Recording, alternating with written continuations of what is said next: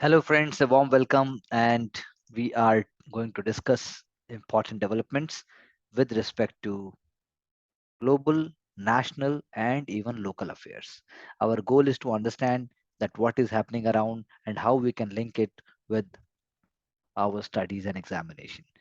The goal is to make you learn and understand the process. The goal is to make you feel comfortable. The goal is to make you feel confident.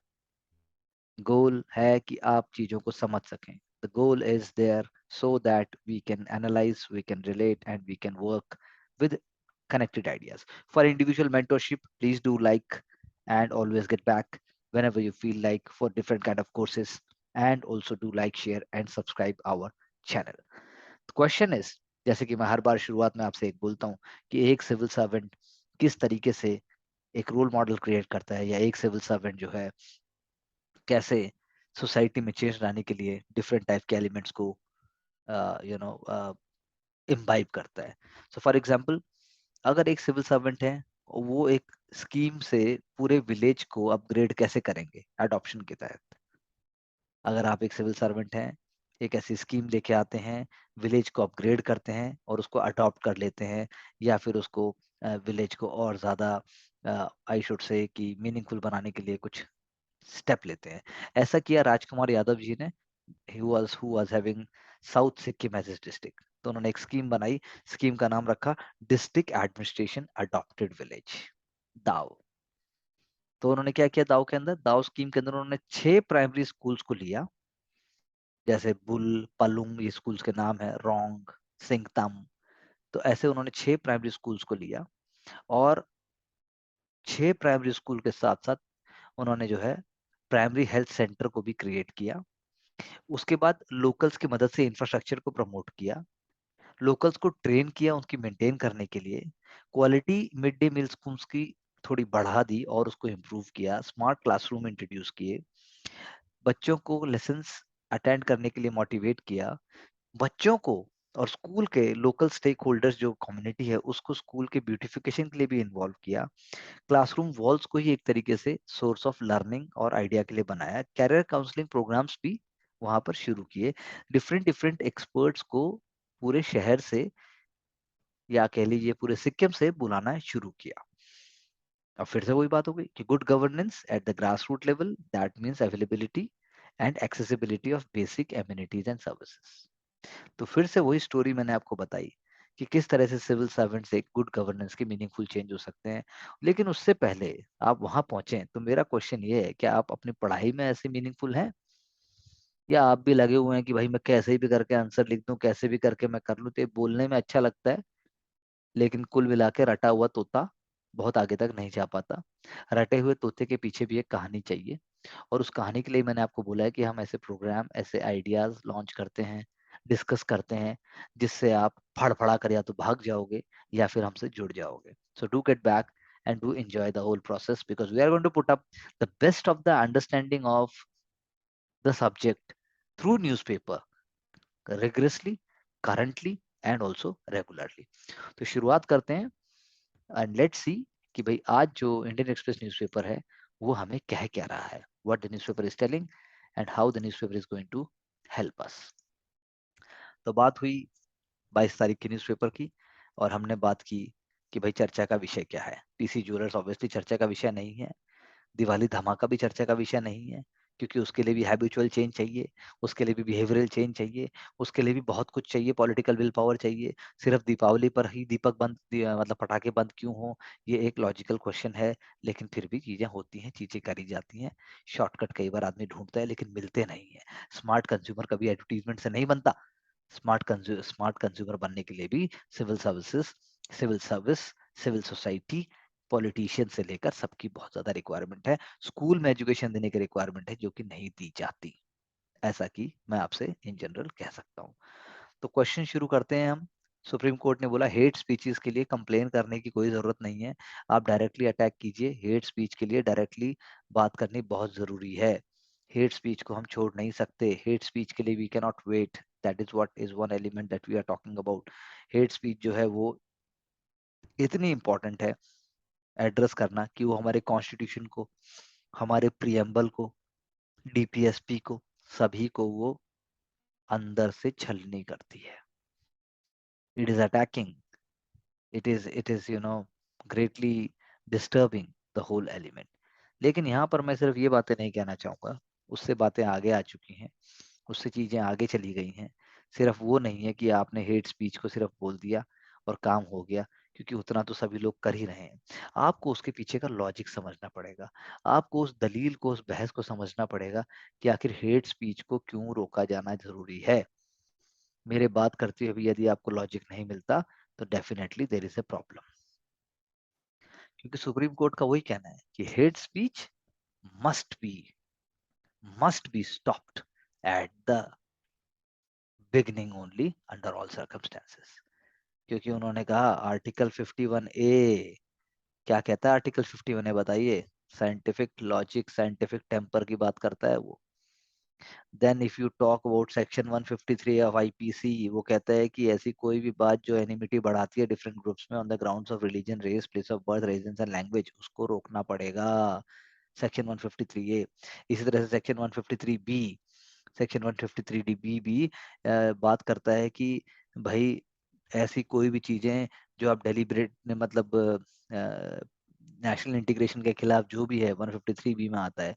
Article बोल रहा हूँ, IPC की जो धारा है, that is section 295A, वो deliberate और malicious acts की बात करता है जो आप रिलीजियस कम्युनिटी, किसी एक रिलीजियस कम्युनिटी के अगेंस्ट बोलते हो.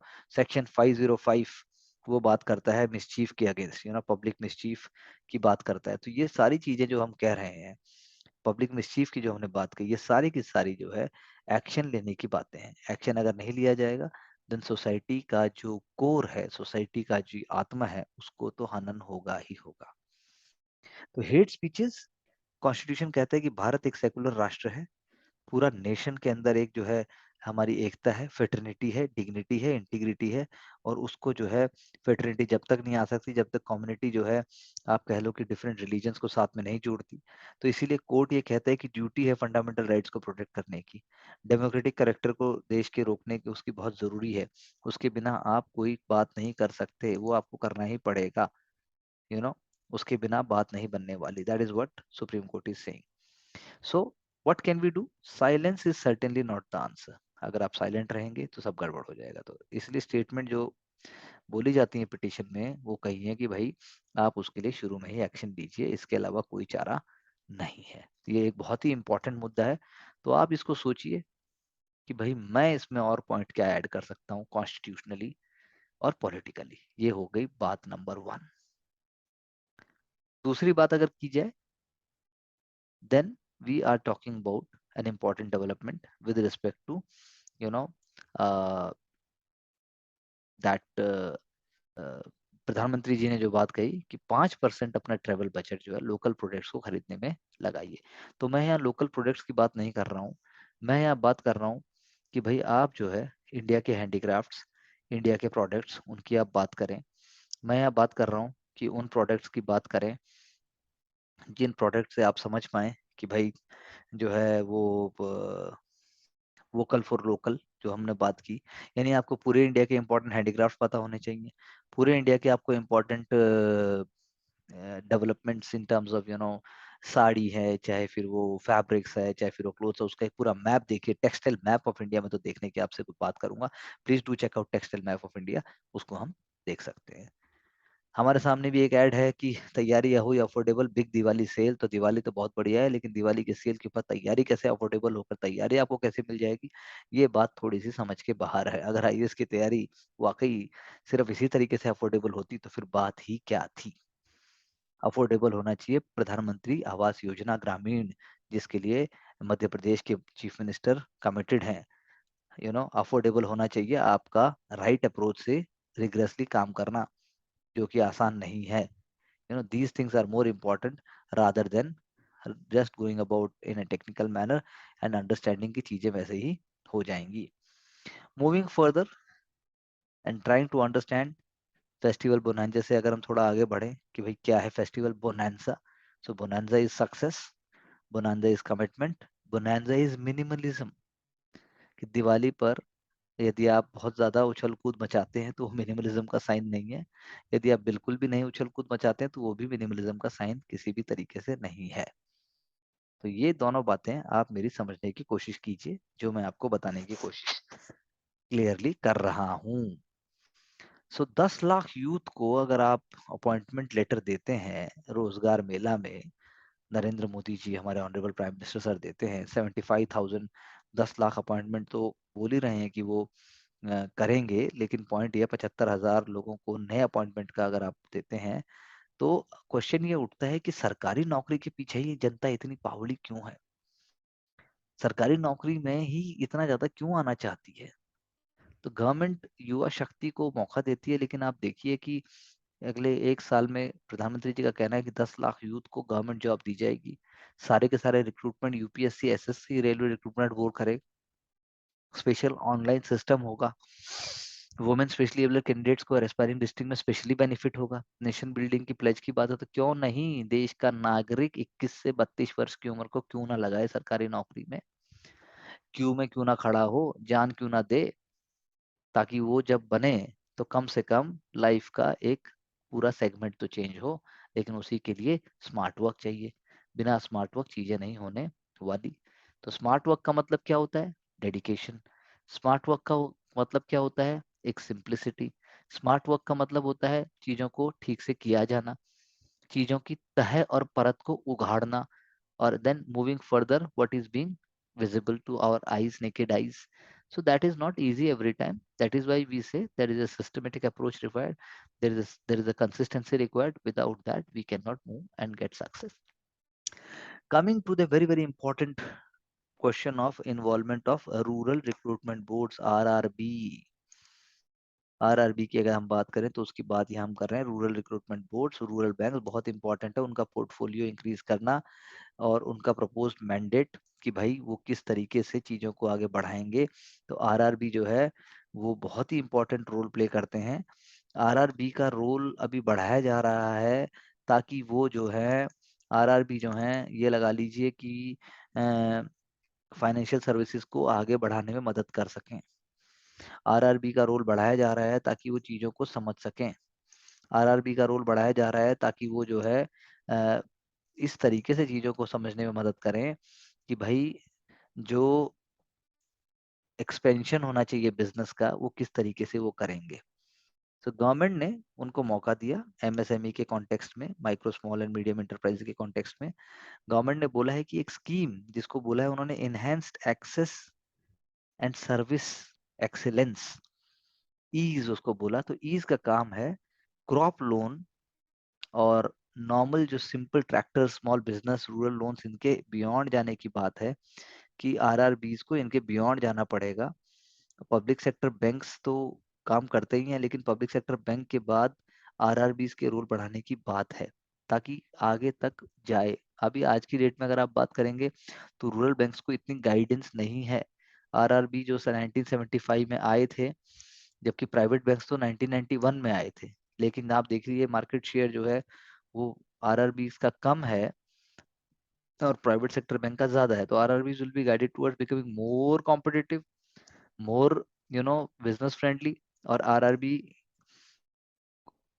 को आगे बढ़ाने के लिए each public sector bank will be given, each public sector bank will become a sponsor और मेंटोर, यू नो और उससे आरआरबी को फिर गाइड किया जाएगा। स्टेट गवर्नमेंट का रोल भी है, गवर्नमेंट ऑफ इंडिया का रोल भी है।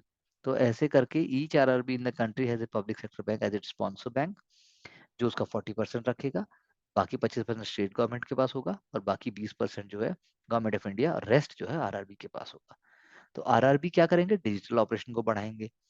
तो आप एक तरीके से माइंड मैप बना के देखिए कि आरआरबी किस तरीके से सारी की सारी जो हमारी गवर्नमेंट स्कीम्स हैं उसको कैसे आगे मौका दे सकते हैं, वो कैसे उसको नंबर 1 तक लाने में हेल्प कर सकती है। That is very very important for you to understand. Similarly, moving further with picking up some key areas, एक यहाँ पे आपको स्टोरी में आपसे शेयर कर दूं। आईपीएस जो अभी ही इज रनिंग अराउंड, कहने का मतलब है कि वो भगौड़े बन गए हैं, क्योंकि उनके खिलाफ कुछ एडवर्स रिपोर्ट्स थी। बिहार में जो है उन्होंने अपने सबऑर्डिनेट्स जो उनको एक्शन लेने को जब कहा गया तो उन्होंने नहीं लिया, और एक कॉनमैन अभिषेक अग्रवाल साहब ने जो है उनके बिहाफ पे जो है आपके chief justice you know chief justice बनकर, chief justice of Patna high court बनकर उन्होंने बिहार के टॉप ऑफिसर जो हैं, बिहार के आईजी जो थे, उनको जो है फोन किया और उनसे उनकी आईपीएस जो आदित्य कुमार जो अभी ही इज रनिंग अराउंड, तो उनकी पैरवी करने की कोशिश की, तो वो पकड़े गए। अभिषेक अग्रवाल कॉनवेंट जो है वो भी, और आदित्य कुमार जी आईपीएस, उनके खिलाफ भी केस हो गया। तो क्वेश्चन मेरा आपसे ये उठता है कि आखिर क्या मजबूरी रही होगी आईपीएस आदित्य कुमार जी की, जो ऐसा हुआ या ऐसा हो रहा है। ये बस आपके लिए सोचने की बात है, सो that you can link it with the ethics question paper, because still we cannot say finally क्या हो रहा है, because probe is going on, he has been suspended, he is on the run। अभी के लिए कहानी इतनी ही है। एक और भी मैं आपसे बात कहूं तो Kerala man is recounting police custody horror, and police ने उनकी पकड़ के उनकी उंगलियां तोड़ दी, और साथ में जो है उनके उनके खिलाफ उन जो भी लोग थे उनके खिलाफ जो है धमकी दी कि मैं आपके खिलाफ और कोर्ट केस कर देंगे, ये हो जाएगा आपके खिलाफ, ये चार्जेस लग जाएंगे, वैसे हो जाएगा। तो क्वेश्चन इज दैट ये है आम आदमी की कहानी। तो क्यों ना बनना चाहेगा आम आदमी पुलिस वाला, क्यों ना चाहेगा आम आदमी सरकारी नौकरी में जाना। तो ये एक जो पर्सपेक्टिव है, ये एक जो एंगल है कि आम आदमी के साथ भी इतने हॉरर होते हैं, इतने टॉर्चर होते हैं। हाँ, बाद में वो जो एसएचओ एंड बाकी पुलिस ऑफिसर्स जो थे, involve police officers in in Kerala, they have been suspended, but why one has to go through such ordeal. ऐसे कष्ट के थ्रू आदमी को जाना ही क्यों पड़े, क्योंकि ये चीजें सिर्फ फिजिकल स्कार नहीं छोड़ती लाइफ में, ये लाइफ के पूरे डायमेंशंस को चेंज कर देती है। किसी की शादी नहीं हुई, किसी की नौकरी चली गई, you know, so small things, कि भाई लोकल पुलिसमैन आपको बुला रहे हैं और आपको बोल रहे हैं कि भाई बेल दे दो किसी के नाम से, ऐसे करके केस छोड़ते हैं। आपके सामने ही ये पूरा एक केस स्टडी है, do read it and understand it, and then you can get back. Commerce changes the fate and the genius of nations. दोबारा रिपीट करता हूं मैं, कॉमर्स चेंजिंग द फेट और जीनियस ऑफ नेशंस। तो ये MSP के against में अगर आप देखोगे, भारत भी अगर ढंग से एमएसपी का यूज करे, तो फिर जैसा हमने पहले भी कल चर्चा की थी कि एमएसपी का जो है मेन इंपॉर्टेंट रोल होना चाहिए as a signal tool to farmer to grow crops both in which are both linked with market dynamics and resource efficiency and sustainable development. MSP based procurement regime ने उसको उल्टा कर दिया है। अब वो ऐसी क्रॉप्स को बढ़ावा देता है जो वाटर इंटेंसिव, जैसे rice, sugar cane, wheat, surplus production भी इन्हीं का हो जाता है। और MSP by definition is suppose to be minimum support price, minimum यानी कि मिनिमम रिकवरी हो जाए बेसिक कल्टीवेशन के कॉस्ट के क्रॉप की। Any price over and above has to be based on the supply and demand. So एक ये rare year है जहां पर व्हीट और राइस की सप्लाई अंडर प्रेशर है, तो इसीलिए वो जस्टिफाई करते हैं मोर देन नॉर्मल प्रोक्योरमेंट, और प्राइस इंक्रीजेस तो उनका होना चाहिए इस टाइम पे। बट ऐसे ही फार्मर को ये भी सोचना चाहिए that lower increase will be there जब बाद में एमएसपी फ्रीज कर दिया जाए। पहली बात। दूसरी बात, अगर हम बात करें हिंदी की, बहुत ही अच्छा एक आर्टिकल है, the real language question is the status of vernacular.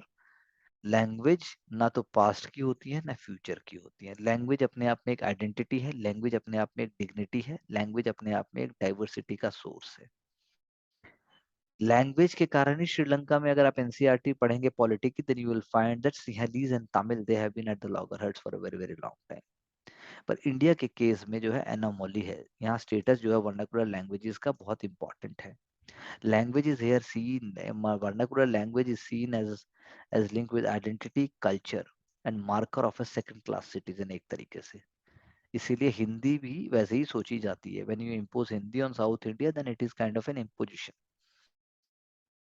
So when we talk about the frontiers of knowledge, क्या हम साइंस या सिविक नॉलेज की बात करते हैं, लॉ की बात करते हैं, या हम बात करते हैं सुपीरियरिटी कॉम्प्लेक्स की, तब हम इंग्लिश की बात करते हैं। लेकिन जैसा मैंने बोला, जब हम culture, dignity, society, identity, self belief, तो आप तमिल, कन्नड़ा, बंगाली, मराठी इसमें आ जाते हो. So this is very very important. So Hindi is not just a vernacular language we are saying. Obviously, it is a very very fascinating culture also. But then to impose bilingualism will not solve the problem of making Hindi as a great language. Sanskrit भी हमारे स्कूलों में पढ़ाई जाती है, केंद्रीय विद्यालय में पढ़ाई जाती है, but is it having any kind of value after being done in the classroom? हमने अभी मेडिकल टेक्स्ट बुक्स का हिंदी में ट्रांसलेशन किया. Is it the real way to promote medical sciences? Fluency English में होनी चाहिए because it is bringing job, it is bringing business, it is bringing connectivity with the rest of the world. So that is why people want their children to learn English. Teach everyone English. लेकिन उससे क्या है, linguistic India की problem solve नहीं हो जाती. But then to impose Hindi on rest of the states is also not the answer. So the language question does not go away. Hindi should not be imposed and English should not be treated as a foreign language. या फिर वो colonialism से जुड़ी नहीं हुई है आज की डेट में. तो स्टेटस ऑफ वर्नाकुलर क्या हुआ? वर्नाकुलर तो फिर भी हेल्प करता है, गवर्नमेंट जॉब्स में भी हेल्प कर सकता है, but then vernacular must not be seen as a second language, second class language. So there must be access. For example, English is equally accessible, easily accessible. Grammarly जैसे तो आपके वो भी हैं, Grammarly जैसे तो Grammarly जैसे तो यहाँ पर एक ऐप भी है. The skepticism of teaching medicine, engineering in vernacular, not just Hindi, that is the other point. The genius of India is that it has historically not locked itself in binaries. तो ये बड़ी important बात है. दूसरा अगर मैं आपसे चर्चा करूं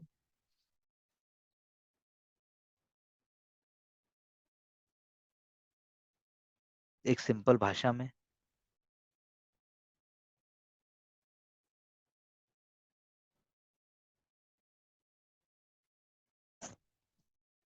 द्रविड़ मुनित्र काड़गम की द्रविडियन मॉडल ऑफ गवर्नेंस, अगर मैं उसको कहूं, द्रविडियन मॉडल ऑफ गवर्नेंस. एक और वर्ड में यहाँ से जो इंट्रोड्यूस करूं, federal political experiment and backward forward linkages. तो यानी कि अगर तमिलनाडु गवर्नमेंट प्रमोट करती है मिड डे मील स्कीम को, गर्ल एजुकेशन को, रूरल हाउसिंग को, वेलफेयर स्कीम्स को with a tinge of cultural identity, distinct cultural identity, तो ये कोई गलत नहीं है. मोर एग्रेसिव स्टैंड है because parliamentary panel of official language recommend किया कि Hindi to be considered as medium of instruction in central institutions of higher education in Hindi speaking states and regional languages in other states. तो ये तो ठीक बात भी है लेकिन गड़बड़ भी है. So no language may be a preferred medium of instruction over other languages. तो इम्पोजिशन नहीं होना चाहिए. लेकिन साउथ से बड़ा तगड़ा पुश बैक आता है, specially from Tamil Nadu and Kerala, because यहाँ पर एक मेजोरिटी ऑफ सेक्शन सोचता है कि हिंदी जो है वो सेंट्रल गवर्नमेंट चाहती है हम पर इम्पोज करना, और वो एक एंटीपैथी दिखाना चाहते हैं फेडरलिज्म की तरफ. तो तमिल सब नेशनलिज्म की अगर मैं बात करूं, एक ग्रेटर रिजोनेंस है तमिलनाडु में इस बात का. Language politics has long been here. जैसा मैंने पहले भी बात की थी, सेल्फ रिस्पेक्ट मूवमेंट स्टार्ट हुई 20th सेंचुरी में, और सेल्फ रिस्पेक्ट मूवमेंट ने जो है आप कह सकते हो लिंग्विस्टिक आइडेंटिटी को जो है एक सोशल मार्कर के रूप में उसको आगे बढ़ाया. ठीक है ना. क्या सोशल मार्कर थे? पहले पहले सोशल मार्कर थे कास्ट एंड रिलीजन. और इन्होंने क्या इमेजिन कराया? इन्होंने इमेजिन कराया आपका इगैलिटेरियनिज्म पेरियार साहब के अंदर. यू नो ईवी रामास्वामी नाइकर और पेरियार. सिमिलरली मलयालम के साथ भी यही हुआ. तो फेडरल पॉलिटिकल प्रोजेक्ट क्या हुआ, जैसे मैंने भी आपसे कहा, that the government schemes and everything should be there. For example, Madras state का नाम बदल के तमिलनाडु कैसे हुआ? From the goddess Tamil. और उसके बाद मॉर्निंग प्रेयर्स के अंदर भी जो है उसको इन्वोक किया गया. तो ये आइडियाज हमें दिखाते हैं that there is a meaning and there is a consequence of these things. Similarly central government की इकोनॉमिक पॉलिसीज को फाइनेंशियल फेडरलिज्म के नाम पे भी वो डिस्करेज और उसको क्रिटिसाइज करते हैं. और तमिल लिटरेचर का अभी इंडियन लैंग्वेजेस में भी ट्रांसलेट करने की बात होने लगी है.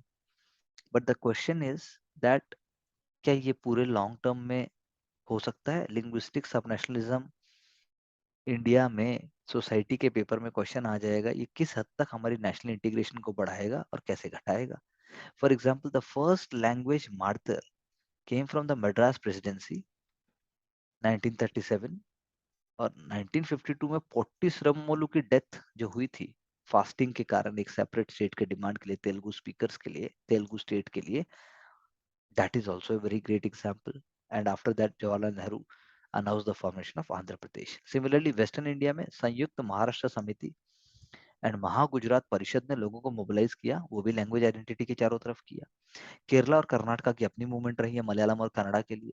फ्रीडम फाइटर भी रहे हैं, जैसे ज्ञानेश कुदसिया, उन्होंने किताब लिखी India in 1950s Republic in making. उन्होंने कहा कि इंडिया के ऊपर बहुत प्रेशर था शुरू में रीजनल और लिंग्विस्टिक फोर्सेस का। स्टेट रिकॉग्निशन कमीशन ने ट्रांसपेरेंट तरीके से चीजों की कोशिश की और इंडिया को कंसोलिडेशन के रूप में लेके गए, जहां पर लैंग्वेज के बेसिस पे स्टेट्स बनाए गए। तो वर्नाकुलर डेमोक्रेसी एक की वर्ड यहाँ पर आ जाता है। लेकिन अब संयुक्त महाराष्ट्र मूवमेंट जब चालू हुई इन 1980s, तो आप लगा लीजिए संयुक्त महाराष्ट्र मूवमेंट तो उससे पहले हुई थी खैर, शिवसेना की शुरुआत आप संयुक्त महाराष्ट्र मूवमेंट से देख सकते हैं। एनटी रामाराव ने तेलुगु देशम पार्टी फाउंड किया था उन तेलुगु सेल्फ रिस्पेक्ट के ऊपर। लिंग्विस्टिक नेशनलिज्म असम में हुआ, जिसकी वजह से असम गण परिषद आया। उल्फा भी बाद में आया। पंजाब में भी इनिशियल स्टेट आइडेंटिटी जो थी वो लैंग्वेज की वजह से ही थी, धीरे धीरे वो रिलीजन पर चला गया। अकाली दल जिसकी हम बात करते हैं, फेथ बेस्ड नेशनलिस्टिक प्रोटेस्ट। तो टेंशन रही है डिफरेंट रीजन्स में और सेंटर में। साथ साथ में भारत का एक राष्ट्र के रूप में इवोल्यूशन भी हुआ है, मल्टीपल आइडेंटिटीज भी आई है, सब नेशनलिज्म के कॉन्सेप्ट भी आए हैं। तो ये सारी चीजें हैं आपके, मैं कह सकता हूँ जनरल स्टडीज पेपर 1 का जो सोसाइटी का क्वेश्चन पेपर है, उसका हमने एक ओवरव्यू, एक एस्पेक्ट का लिया नेशनलिज्म का। सो नेटिविस्ट पॉलिटिक्स, यानी कि भाई नेटिव को सब कुछ मिले, मिट्टी के लोगों को सब कुछ मिले, लोकल को, मराठी मानुस जिसे हम कहते हैं, हरियाणा में हरियाणा वालों को मिले, ये हो गया नेटिविस्ट पॉलिटिक्स। लिंग्विस्टिक आइडेंटिटी जैसे मैंने भी आपसे चर्चा की, वो होगी लिंग्विस्टिक आइडेंटिटी। जैसे तृणमूल कांग्रेस भी थोड़ा बहुत रीजनल एस्पिरेशन को प्रमोट करते हैं, असम भी ऐसा करता है, और अभी आपका तमिलनाडु ऐसा कर रहा है, और उसका छत्तीसगढ़ भी ऐसा कर रहा है, उड़ीसा भी ऐसा करता है, इवन कर्नाटका भी ऐसा ही कर रहा है। तो along with the centre, these things are also very very important. अब अगर मैं एक पीटी के लिए बोलूं कि क्लाइमेट चेंज से वायरल स्पिल ओवर फैलेंगे, नए पेंडेमिक आएंगे, यस आएंगे। क्लाइमेट चेंज जो है बहुत सारी ऐसी स्पीसीज को, बहुत सारे ऐसे वेक्टर्स को जो कि हाई आर्कटिक जोन में हैं अभी फिलहाल, उनको फर्टाइल बना देगा। क्योंकि धीरे धीरे जब ग्लेशियर्स पिघलेंगे तो वायरल और भी फैलने के, पेंडेमिक और भी फैलने के चांसेस रहेंगे, ऐसा आर्कटिक लेक की एक स्टडी में पाया गया है। Lake हैजन is the largest high Arctic lake by volume in the world. Lake हैजन PT के लिए मैंने आपसे एक बात कह दी, उसी रीजन का लार्जेस्ट फ्रेश वाटर इकोसिस्टम भी है वो। मूविंग फर्दर, मूवीज में तो हमें कोई खास इंटरेस्ट नहीं है, लेकिन we are moving forward, we are understanding, try to see, और 22 को हम क्या इंपॉर्टेंट चीज ले सकते हैं। नहीं तो सूर्य कुमार यादव के ऊपर एक पूरा आर्टिकल आया, और यू नो टैलेंट था उनमें, लेकिन वो स्लॉक किया, उन्होंने स्लॉक किया, स्लॉक किया, स्लॉक किया। लेकिन उसके बाद जो है 30s के बाद, he is now really you know trying to be the best, और उसके लिए हमारी बेस्ट विशेष हैं ताकि चीज़ों को समझ सकें।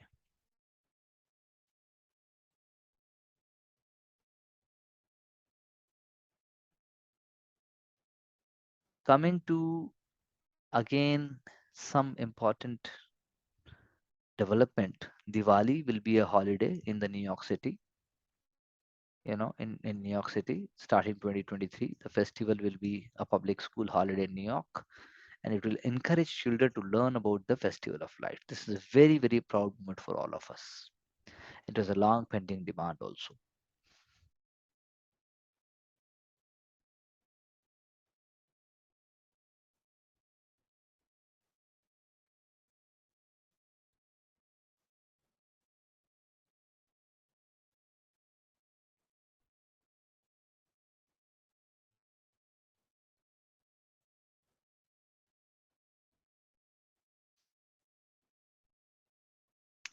Coming to the economics, so one topic that I'm picking up is CCI, that is Competition Commission of India ने गूगल के ऊपर प्रोविजनल पेनल्टी क्यों लगाई? So abuse of market dominant position in multiple categories related to Android mobile device ecosystem.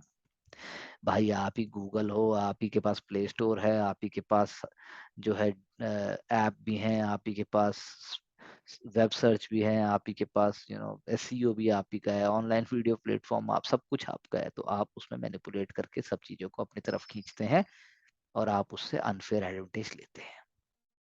तो इसीलिए CCI ने कहा tech giant को कि उसकी बिजनेस प्रैक्टिसेस फेयर होनी चाहिए, प्ले सर्विसेज भी फेयर होना चाहिए, डिसएडवांटेज नहीं मिलना चाहिए बाकी को।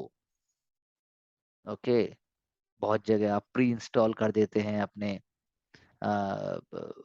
Google search, Chrome browser, YouTube, Google map, Gmail, ऐसा जो है फोर्सफुल नहीं होना चाहिए। Google will have to allow users to choose their default search engine, ये नहीं कि गूगल ही होगा, and Google not to restrict the ability of app developers to distribute, it is not doing so. That is why it is very very problematic, and that is why CCI has taken action. Simple सी भाषा में कहा जाए, ethics का एक बहुत ही important case study बनती है। सीसीआई की पेनल्टी को अगर आप कॉन्टेक्स्ट में देखेंगे तो ये सिग्निफिकेंटली लोअर है जो पेनल्टी गूगल को पहले दी गई है, यूरोपियन कमीशन ने दी है, बाकियों ने दी है। तो लेकिन ये इंपॉर्टेंट इस चीज के लिए है कि गूगल को नज किया गया है, it has been nudged, it has been forced to accept. तो गूगल ने कहा कि इंडियन एंटी ट्रस्ट का जो अभी जो इंडिया एंटी ट्रस्ट वॉचडॉग, कौन है India anti trust watchdog? CCI. उसने जो एंटी कॉम्पिटिटिव प्रैक्टिस के लिए किया, तो ये जो है हमारे लिए बहुत मेजर सेटबैक है, ऐसा गूगल ने कहा। लेकिन जब वो ऐसा कर रहा था तो कोई सेटबैक की बात नहीं होती थी। आरबीआई डिप्टी गवर्नर का कहना है इंटरनेशनलाइजेशन ऑफ रुपी के रिस्क है, लेकिन वो अनअवॉइडेबल है क्योंकि उसके अंदर लोकल करेंसी का यूज क्रॉस बॉर्डर ट्रांजेक्शन्स में होगा। रुपी will be promoted for export and import purposes, then it is going to have its own confidence. It is also, because India में कैपिटल डेफिशिएंट कंट्री है और India को foreign capital चाहिए। अगर substantial portion उसके trade का रुपी में है तो नॉन रेजिडेंट जो रुपी बैलेंस को होल्ड करेंगे वो इंडियन एसेट्स एक्वायर करेंगे, और इससे जो है एक्सटर्नल शॉक्स या उनको मैनेज करने का लिंक भी बढ़ जाएगा। तो एक तरफ फायदा भी है, एक तरफ नुकसान भी है, but then we have to go for it as said by the deputy governor.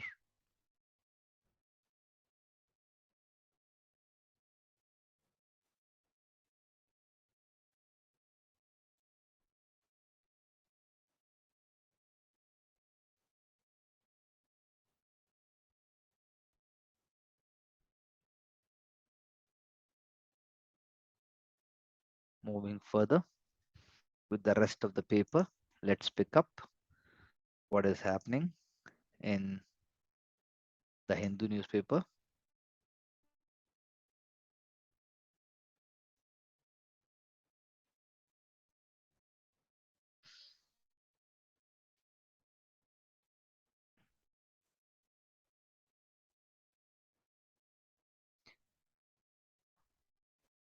CBI ने सर्चेस कंडक्ट की स्टेट्स एंड यूनियन टेरिटरी में। एक मेघ चक्र नाम से उन्होंने एक ऑपरेशन किया, online circulation and sharing of child abusive sexual material, और क्लाउड बेस्ड स्टोरेज को जो उन्होंने उससे उसको पकड़ा। एंड जो है सबसे इम्पोर्टेंट बात यह है कि हमें इनपुट मिले थे इंटरपोल के सिंगापुर यूनिट से, पर जो है इंफॉर्मेशन शुरू में न्यूजीलैंड से आई, तो इसीलिए पहले भी एक ऑपरेशन कार्बन करके लॉन्च किया सीबीआई ने और इस पर एक्ट किया। इंडिया में weaving adult pornography in private is not an offence, seeking, browsing, downloading or exchanging child pornography is punishable under the IT Act. लेकिन internet service providers are exempted from the liability for any third party data if they don't have if they did not initiate the transmission. So public reporting of circulation of online CSM is very low and there is no system of automatic electronic monitoring. और last बात क्या है कि India की enforcement agency जो है largely dependent है foreign agencies पे इंफॉर्मेशन लेने के लिए, तो इसीलिए ब्रिटिश और अमेरिकन मॉडल्स को स्टडी करना बहुत जरूरी है. So in the US, there is a body called NCMEC, National Center for Missing and Exploited Children. वो एक प्रोग्राम चलाती है cyber tip line for public and electronic service providers. उनको रिपोर्ट करने को बोलती है जो सस्पेक्टेड चाइल्ड सेक्सुअल एक्सप्लॉयटेशन के केसेस होते हैं. ISPs are mandatory to report. Identity भी बताती है, लोकेशन भी बताती है इंडिविजुअल का जो इस लॉ को वायलेट करे. इंडिया में ऐसा कुछ नहीं है. तो सिर्फ साइबर टिप लाइन को मोर देन 29 मिलियन रिपोर्ट्स मिली हैं यूएस की. यूके में भी ऐसा ही है. Mission of internet watchdog foundation है, वो भी इंटरनेट इंडस्ट्री ने बनाया है यूके की, और वो सेफ ऑनलाइन एनवायरनमेंट यूजर्स के लिए पर्टिकुलर फोकस की बात करते हैं. IWF engages analyst actively search for criminal content और एक्सटर्नल सोर्सेज को भी थ्रू बताने की बात करते हैं. तो इंडिया में ऐसा होना चाहिए. एक ग्लोबल नेटवर्क है वर्ल्ड का, उसका नाम है इन होप. वो भी पब्लिक वे बताता है एनोनिमसली रिपोर्ट करने के लिए. और वो आईटी इंफ्रास्ट्रक्चर जिसको ICCAM that is IC child abuse material, वो भी इंटरपोल होस्ट करते हैं, तो वो भी फैसिलिटेट करता है. तो ये सारे एग्जांपल्स जो मैं आपको दे रहा हूँ वो जो है बहुत इंपॉर्टेंट हैं हमारी फ्यूचर जनरेशन्स को बचाने के लिए और उनका एक्सप्लॉयटेशन रोकने के लिए. सुप्रीम कोर्ट ने श्रेया सिंघल 2015 में जो केस था उसके अंदर उन्होंने आईटी का जो सेक्शन 279(3) है उसमें उन्होंने कहा था ISP only upon receiving actual knowledge of the court order or being notified by the appropriate government, जब गवर्नमेंट उसको बोलेगी they will remove or disable access to illegal contents. तो इसीलिए internet service providers are exempted from the liability of any third party information अभी तक. तो फिर लेकिन पिटीशन डाला जाएगा 1917 में, 1913 में डाला गया था कि भाई कंप्लीट बैन इंडिया में पोर्नोग्राफी पे होना चाहिए. कोर्ट के इंटरवेंशन के बाद advisory committee I IT act के अंदर. उन्होंने मार्च 2015 में आईएसपीज को बोला कि भाई ये डोमेन यूआरएल जो है जो वायलेशन ऑफ मोरालिटी और डिसेंसी के आर्टिकल 19(2) ऑफ द कॉन्स्टिट्यूशन, ये पीटी के लिए इंपॉर्टेंट है, उसको उन्होंने कर दिया. ये पिटीशन अभी भी पेंडिंग है सुप्रीम कोर्ट में कि भाई सारे के सारे बैन होने चाहिए कि नहीं होने चाहिए. आरंभ नाम का एक एनजीओ जिसने पार्टनर किया IWF के साथ और इंडिया का फर्स्ट ऑनलाइन रिपोर्टिंग पोर्टल 2016 में स्टार्ट किया चाइल्ड अब्यूज के against.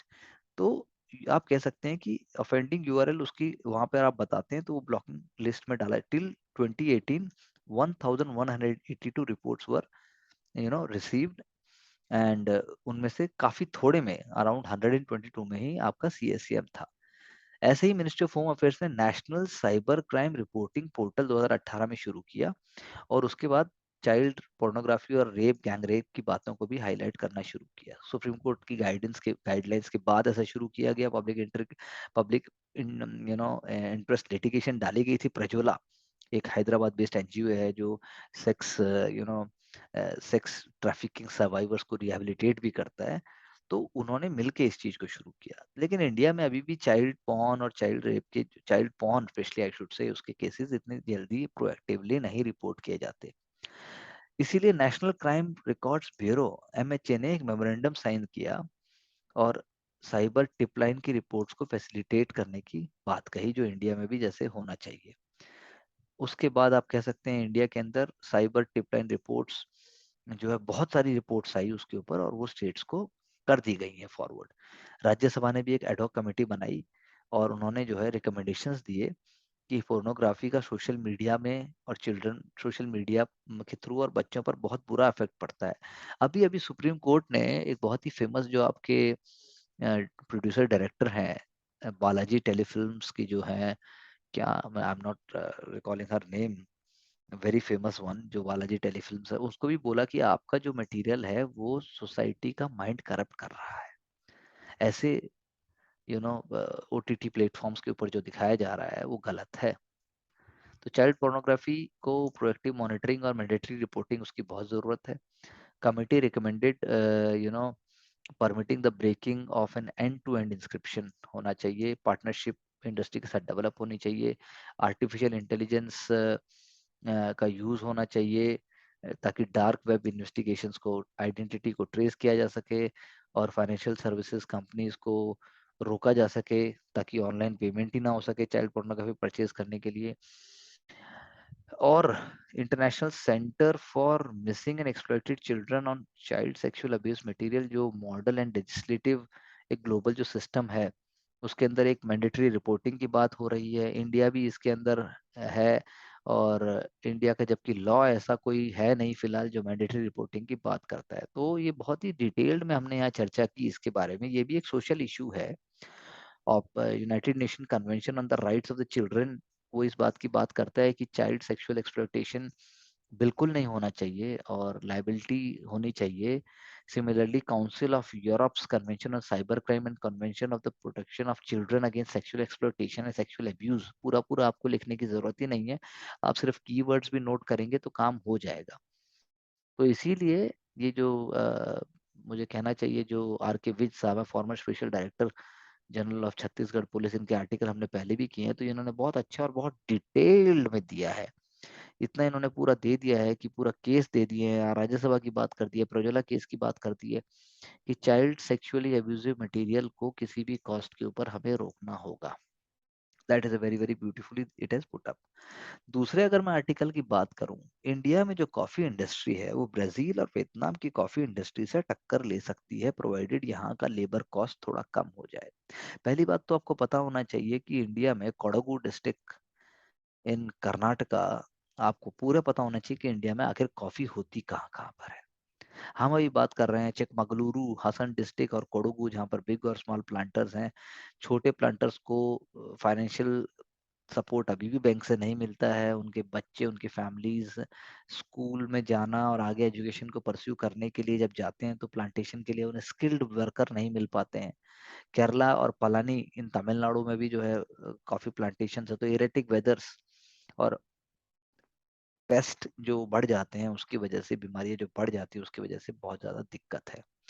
And most importantly unlike Brazil and unlike Vietnam, India में कॉफी कंजम्पशन डोमेस्टिक बहुत थोड़ा है। इंडिया सारा का सारा कॉफी एक्सपोर्ट ही करता है, लेकिन उसके लिए भी कोई कॉफी बोर्ड ऑफ इंडिया या फिर कोई उसके लिए कोई मंडी, कॉफी बोर्ड ऑफ इंडिया तो है लेकिन कोई उसके लिए मंडी या कोई उसके लिए कोई इंटरनेशनली डिजाइन प्राइस नहीं है। प्राइस जो है मिडिल मैन ही डिसाइड करते हैं, तो उसकी वजह से जो फार्मर्स हैं, जो एक्चुअल ग्रोअर्स हैं, उनको कोई खास फायदा नहीं होता है। तो कॉस्ट ऑफ फाइनेंसिंग एक बहुत इंपॉर्टेंट हो गया। प्राइवेट बैंक जो है वो सपोर्ट नहीं करते हैं, एमएसएमई की तरह उनको लोन नहीं मिलता और कॉफी पर कोई एमएसपी भी नहीं है, मिनिमम सपोर्ट प्राइस कॉफी का नहीं है। स्पेशल पैकेजिंग की बात तो होती है लेकिन कोई ऐसा नहीं है कि स्पेशल कॉफी टर्म लोन उनको मिल गया तो बात है, लेकिन ऐसा अभी तो नहीं हुआ है। तो नॉन परफॉर्मिंग एसेट्स बढ़ते जा रहे हैं कॉफी ग्रोअर्स के, और ऊपर से उनके जो ग्रोअर्स हैं उन जो पैसा नहीं दे पाते उन पर सरफेसाई एक्ट यानी securitisation and reconstruction of financial assets and enforcement of security interest act, रट लीजिए इसको, इकोनॉमिक्स का बहुत ही इंपॉर्टेंट एक्ट है SARFAESI, securitisation and reconstruction of financial assets and enforcement of security interest act, जो कि बैंक को राइट देता है सिक्योरिटी प्रोसेस करने के लिए, डिफॉल्टिंग सिक्योरिटी के तौर के ऊपर आपकी प्रॉपर्टी ले ली जाएगी अगेंस्ट लोन, कोर्ट का कोई इंटरवेंशन नहीं होगा। तो इसीलिए सीबिल यानी credit information bureau of India limited और सरफेसाई का भी रोल है। तो बैंक्स जो है वो अपने एनपीए कम करना चाहते हैं। अब होम लोन्स और व्हीकल लोन्स तो चीप हो गए एग्रीकल्चर लोन से और इंटरेस्ट जो है वो बढ़ता जा रहा है।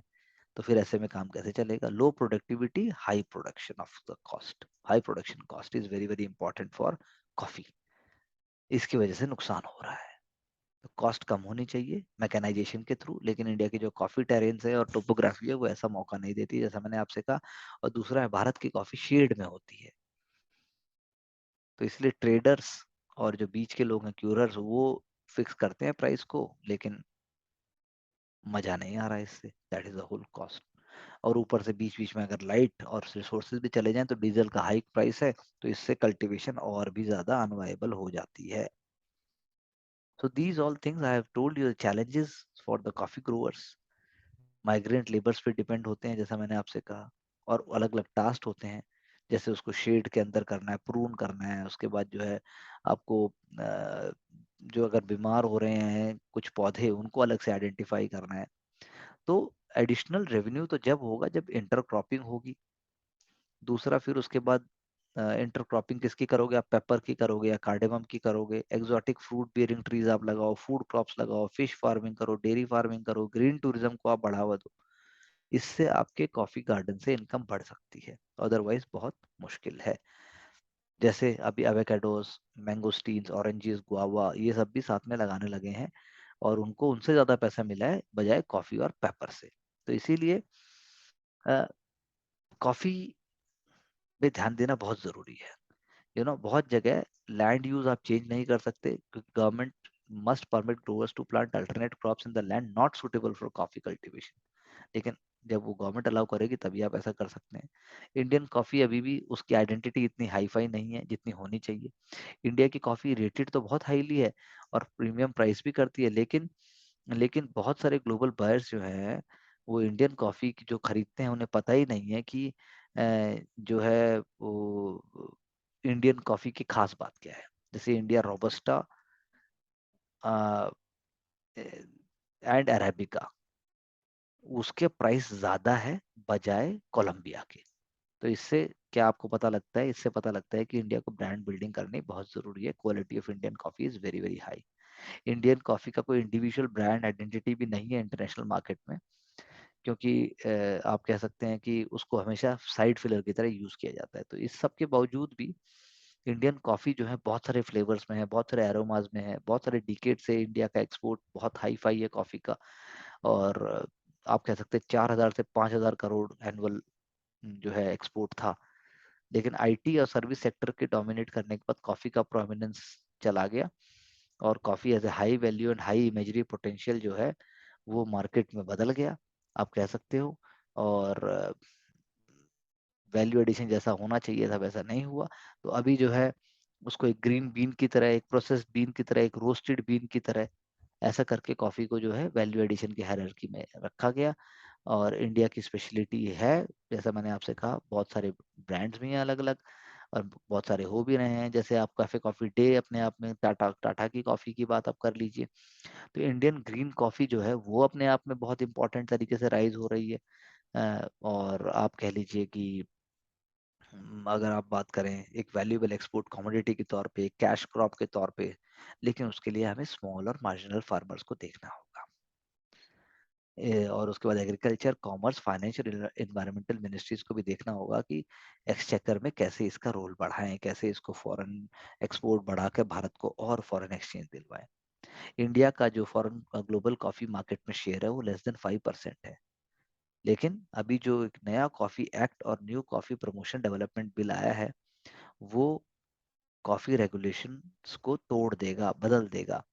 तो सीरीज ऑफ नए नए अल्टरनेटिव जो आ रहे हैं, डोमेस्टिक और ग्लोबल मार्केट को जो बढ़ाने की बात है, इंडिया का ब्रांड बनाने की बात है, इंडिया का सर्टिफिकेशन बनाने की बात है, तो उससे हमें बहुत फायदा होगा। 4 लाख के आसपास कॉफी ग्रोवर्स हैं इंडिया में, बड़े बड़े प्लांटर्स भी हैं, उसके बाद एक्सपोर्टर्स भी हैं और फेयर ट्रेड ऑर्गेनाइजेशंस भी हैं। वो सब सोचते हैं कि भाई हमें कॉफी के लिए भविष्य उज्जवल लाने के लिए इन सब चीजों पर फोकस करना पड़ेगा। तो पीटी और मेंस, पीटी में खासकर कॉफी पर क्वेश्चन आ सकता है, लोकेशंस पे क्वेश्चन आ सकता है, कॉफी के कल्टीवेशन उस पे क्वेश्चन आ सकता है। Both the ideas you have to see very very carefully so that you can understand कि कॉफी कि जैसे और भी जो क्रॉप्स हैं या और भी जो टिटबिट्स हैं वो आप एग्जामिनेशन एंगल से कैसे देखें, ये बहुत इंपॉर्टेंट है आपके लिए, so that you will be able to understand, you will be able to appreciate the value of it. Again I request you to like, share and subscribe. Video से की पॉइंट्स बनाइए, वीडियोस को दोबारा watch कीजिए, उसको ध्यान से सुनिए, उसके की पॉइंट्स बनाइए, तो आपका भला होने के चांसेस बढ़ जाते हैं। अब हम बात करते हैं आगे एक और आर्टिकल की। पॉलिटिकली जो है G7 कंट्रीज जो हैं, आप पहले ये सोचिए कि G7 में रशिया है कि नहीं है, और G8 में रशिया था तो G7 में रशिया को हटाया गया है। तो G7 कंट्रीज का कॉन्सेप्ट, उसका हेडक्वार्टर्स एंड सो ऑन, सबको आपको बेसिकली पता होना चाहिए। अब मैं यहाँ जो बात कर रहा हूँ, वॉर जो है वो शॉर्टेजेस क्रिएट करते हैं, और किसी ग्रुप का तो फायदा होता है, किसी ग्रुप का बहुत नुकसान होता है. That is what the article is actually talking about. In the context of Ukraine-Russia war, Russia is attacking the civilian infrastructure. America and Europe is providing economic and military assistance, and rest of the world is bearing the fallout of the high energy and food prices. लेकिन इससे economy को grade नहीं मिलने वाला कुछ भी. That is what the article is arguing कि economy को या पूरे वर्ल्ड को इससे शांति मिल जाएगी, ये गलत है. फॉर एग्जाम्पल, यूनाइटेड स्टेट्स ने डिफेंस प्रोडक्शन एक्ट को इनको इन्वोक किया जब कोरोना के अगेंस्ट वॉर की बात हुई. Critical shortage of baby formula. तो वॉर जो है वो शॉर्टेजेस को क्रिएट करते हैं, जैसा मैंने बोला, और वॉर जो है किसी को बहुत अधिक प्रॉफिट भी दिलाते हैं. एनर्जी प्रोड्यूसर्स और ट्रेडर्स, उनको बहुत फायदा होता है, उनको प्रॉफिट मिलता है बहुत ज्यादा वॉर के टाइम पे. तो इसीलिए आप समझिए कि बाइडेन एडमिनिस्ट्रेशन, जो यूएस एडमिनिस्ट्रेशन है, वो में भी पूरे वर्ल्ड के ग्लोबली जो एक माइंडसेट होना चाहिए उसको कोई फायदा नहीं हो रहा है, लेकिन अपने स्ट्रैटेजिक बेनिफिट्स के लिए ऐसा वो कर रहे हैं. Another example is inflation reduction act US ने बनाया, चिप्स एक्ट यूएस ने यूज किया, प्राइवेट सेक्टर का कोऑपरेशन मांगा प्राइस राइज को इंक्रीज होने के लिए कि भाई इंक्रीज नहीं होना चाहिए, और जो टैक्स लगाया विंडफॉल प्रॉफिट्स को, जो हमने इंडिया के केस में भी कहा था, उसका टैक्स को उन्होंने बोला कि हम जो है वहां यूज करेंगे जो कि जरूरत है उस चीज को. तो ये वॉर टाइम गवर्नेंस है एक तरीके से, ताकि पॉपुलर सपोर्ट भी लोगों का गवर्नमेंट में बना रहे. क्योंकि ऐसे टेम्पररी टैक्सेस जो विंडफॉल टैक्सेस हैं, वो ना तो इन्वेस्टमेंट को हर्ट करते हैं, ना वो एम्प्लॉयमेंट को हर्ट करते हैं, और वो अनजस्ट भी नहीं है. लेकिन और क्या मेजर्स चाहिए अगर हम यूरोप की बात करें? जैसे इलेक्ट्रिसिटी मार्केट जो बना हुआ है यूरोप का, इट वाज नॉट डिजाइन कि भाई अचानक से अगर आपका इलेक्ट्रिसिटी क्राइसिस आ जाए तो आप वॉर टाइम कंडीशंस में कैसे करेंगे. क्योंकि उसका प्रिंसिपल क्या है? Marginal cost pricing. Minimum cost पे कैसे हम इलेक्ट्रिसिटी ले सकें. इलेक्ट्रिसिटी प्राइस जो है वो एक, आपको इलेक्ट्रिसिटी प्राइस देना पड़ता है the way you are producing it and the way you are procuring it. अब गैस के प्राइस बढ़ गए, मार्जिनल कॉस्ट जो है बहुत ज्यादा बढ़ गया एवरेज कॉस्ट से. कॉस्ट ऑफ रिन्यूएबल एनर्जी भी जो है वो तो बढ़ी नहीं, लेकिन रिन्यूएबल एनर्जी से पूरा आपका काम चल नहीं सकता. तो लो कॉस्ट इलेक्ट्रिसिटी जो है अ, वो रिन्यूएबल एनर्जी के थ्रू है ऑब्वियसली. उनको अब जो है ज्यादा पैसा मिल रहा है, उनको अब ज्यादा बेनिफिट हो गया. कंज्यूमर इलेक्ट्रिसिटी बिल्स तो बढ़ गए हैं, लेकिन जो इलेक्ट्रिसिटी कंपनीज हैं उनको फायदा हो गया. तो electricity prices in the energy rich Norway, जहाँ पे बहुत गैस और ऑयल रिजर्व्स हैं, हाइड्रो कैपेसिटी है, वहां पर तो 10 टाइम्स बढ़ गया है. हाउस होल्ड और स्मॉल बिजनेस जो है वो डूबने की कगार पे आ गए हैं. जैसे यूनिपर एक एग्जांपल यहाँ दे रहे हैं, एक लार्ज कंपनी है जो 1/3 जर्मनी को गैस सप्लाई करती है, उसको नेशनलाइज कर दिया गया. यानी कि उसके जो मैसिव लॉस आज तक हुए थे वो सारे के सारे सोशलाइजेशन में आ गए. तो यूरोपियन प्रिंसिपल का जो नो स्टेट एड वाला जो कॉन्सेप्ट था वो अब कहाँ गया? इंडिया वाला काम हो गया ये तो. बिकॉज मार्केट स्ट्रक्चर को चेंज करने का और कोई तरीका ही नहीं है.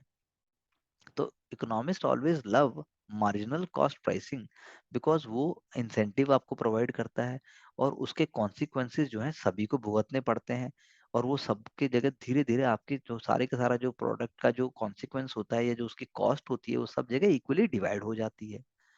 लेकिन आज की डेट में जो यूरोप फेस कर रहा है, उस केस में सिस्टम जो है आपको इंसेंटिव तो दे रहा है, लेकिन वो बहुत थोड़े हैं, और उसके जो अ, असर है जो आप भुगत रहे हैं वो बहुत ज्यादा हो गया. तो कंज्यूमर और स्मॉल बिजनेस जो है उनको बहुत ज्यादा नुकसान होगा, वो झेल ही नहीं पाएंगे. तो कॉम्प्रिहेंसिव एनर्जी सेविंग इन्वेस्टमेंट जो है, ऐसा कोई भी प्लान जो है टाइम लेगा. अगर हम यूरोप के केस में बोलें, एनर्जी, इंडिया का केस बिल्कुल डिफरेंट है. हाँ, इंडिया तो एनर्जी इंपोर्ट ही करता है, हम तो ऑलवेज हाई कॉस्ट पे इंपोर्ट कर रहे हैं, और हमारे हमारे लिए कोई सुनता भी नहीं है. तो इसीलिए यूरोप के एंगल से एक सिंपल सिस्टम जो आर्टिकल कन्वे करता है, जो डिस्कस कर भी रहे हैं कुछ कंट्रीज में, कि भाई मार्जिनल कॉस्ट प्राइसिंग इंसेंटिव को आप रख लीजिए, इंसेंटिव के इफेक्ट्स को रख लीजिए, लेकिन डिस्ट्रीब्यूटिव इफेक्ट्स को छोड़ दीजिए। तो यानी कि नॉन लीनियर प्राइसिंग फ्रेमवर्क की बात हो रही है। यानी कि जो घर हैं और जो फर्म्स हैं, वो 90% जो कॉस्ट लास्ट ईयर उनकी थी सप्लाई की, वो उस पे ले लें वो, और 10% जो सप्लाई है वो जो है पिछले साल की कॉस्ट के 150% पे ले लें, जो कि मार्जिनल कॉस्ट प्राइसेस के किकिंग होने से पहले की। तो नॉन लीनियर जो प्राइसिंग है वो मार्केट में यूज नहीं हो सकती है, क्योंकि उसके जो है बहुत सारे कॉन्सिक्वेंसेस रहेंगे। आर्बिट्रेज, यानी कि एक चीज को आपने लो प्राइस के ऊपर खरीद लिया और उसको अचानक से हाई प्राइस के ऊपर आपने बेच दिया, ये तो गजब ही हो जाएगा। तो इलेक्ट्रिसिटी तो है ही ऐसी चीज। दैट इज वाई इकोनॉमिस्ट ने एडवोकेट किया है कि भाई जहां पर लार्ज मार्केट फेलियर्स होने की बात हो, वहां पर उसके डिस्ट्रीब्यूटिव इफेक्ट्स बहुत ज्यादा होते हैं, क्योंकि ये एक बहुत ही पावरफुल टूल है गवर्नमेंट के हाथ में वॉर टाइम कंडीशंस के टाइम पे। ये तो हुई बात इलेक्ट्रिसिटी की, जहां आम आदमी का आप देखते हैं कि लंदन जैसे देश में, जहां पर लंदन इंग्लैंड जैसे कंट्री में, जहां पर एक नए प्राइम मिनिस्टर भी अभी आए हैं या आने वाले हैं, वो अब कैसे चीजों को हैंडल करते हैं। दूसरा, अगर हम बात करें तो फूड प्राइसेस की बात करें हम, तो एक सेंचुरी तक यूएस फार्मर्स जो हैं, आप यूएस फार्मर्स को आपने पे किया है कि वो फार्मिंग ना करे। डब्ल्यूटीओ में इसकी चर्चा भी होती है। इंडिया में तो फार्मर बेचारा चवन्नी भी नहीं कमा पाता, यूएस के फार्मर को पैसा दिया जाता ताकि वो फार्मिंग करता रहे। यानी डिस्टॉर्शन हो गया सब्सिडी का एक तरीके से। अब हमें उसको यूएस में ही पे करना पड़ रहा है ताकि वो ज्यादा प्रोड्यूस करे। तो ऐसे चेंजेस अब आने लगे हैं। वियतनाम वॉर का यहाँ पर एग्जाम्पल दिया है कि वॉर जो है वो पॉलिटिकल फ्रंट पे भी जीते जाते हैं और बैटलफील्ड में भी जीते जाते हैं। तो 1968 का टेट ऑफेंसिव जो है, एक आया जो जो एक्ट आया था, उसका काम टेरिटरी गेन करना नहीं था, लेकिन देश के पॉलिटिकल कैलकुलस को चेंज करना था। तो defeating Russia is a difficult task. उसके लिए यूक्रेन की और मदद करनी पड़ेगी, उसके लिए बेटर इकोनॉमिक रिस्पॉन्स भी चाहिए वेस्ट का, बर्डन भी आपको शेयर करना पड़ेगा, की प्राइस आपको कंट्रोल करने पड़ेंगे, की प्राइसेस इलेक्ट्रिसिटी और फूड के, और गवर्नमेंट के इंटरवेंशन भी बढ़ाने पड़ेंगे। तो आपको नहीं लगता कुछ कुछ इंडिया जैसा सब कुछ हो रहा है? तो नियो लिबरलिज्म जो सिंपलिस्टिक आइडियाज के ऊपर बेस्ड करता है कि भैया आप जो है लिबरल आइडियाज को आप यूज करो इन द कंटेम्प्रेरी सर्कमस्टेंसेस, वो एक्चुअली में ऐसे वर्क नहीं कर सकते। इसके लिए जो है एक, जैसा अभी हमने डिस्कस किया, एक स्पेशलाइज्ड और एक स्ट्रेटेजिक अप्रोच की जरूरत है। That is why we have taken up this article from Business Standard, so as to understand कि आखिर ये दोनों कॉन्सेप्ट वर्क कैसे करते हैं। I hope you are understanding and you are also enjoying this. दूसरा अगर मैं बात करूं,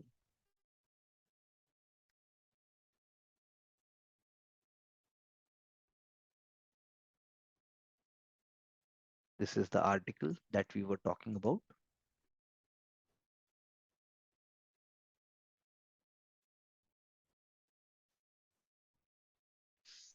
जो हमने अभी बात की।